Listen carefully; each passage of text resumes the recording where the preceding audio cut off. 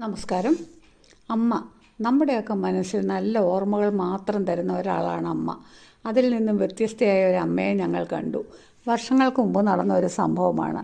ആ അമ്മയുടെ മക്കളിൽ മൂത്ത മകളെ സഹോദരൻ്റെ മകന് തന്നെ വിവാഹം കഴിച്ചു കൊടുത്തു. നല്ലൊരു കുടുംബജീവിതമായിരുന്നു ആ കുട്ടിക്ക്. നിർഭാഗ്യവശാൽ പ്രസവത്തോടടുത്ത് ഒരു ദിവസം കാൽ തെറ്റി ആ കുട്ടി ഒന്ന് വീണു. നട്ടലിന് ക്ഷതമേറ്റ ആ കുട്ടിക്ക് പിന്നെ എഴുന്നേൽക്കാൻ പറ്റാത്ത അവസ്ഥയായി. എല്ലാം കിടന്ന കിടപ്പിൽ തന്നെ. അങ്ങനെ ഇരിക്കുകയാണ് ഒരു ദിവസം ആ കുട്ടിയെ കാണാൻ ഞങ്ങളവിടെ പോയത്. നല്ല സ്നേഹമുള്ള ആളായിരുന്നു ആ കുട്ടിയുടെ ഭർത്താവ്. അയാൾ ആ കുട്ടിക്ക് അയച്ച ഒരു കത്ത് ആ കുട്ടി കാണാതെ അതിൻ്റെ അനിയൻ പൊട്ടിച്ചു വായിച്ചു. അത് ആ കുട്ടിക്ക് സഹിക്കാൻ പറ്റാത്ത ഒന്നായിരുന്നു. സങ്കടം സഹിക്കാൻ വയ്യാതെ അത് അമ്മയോട് പരാതി പറഞ്ഞ് കരഞ്ഞു.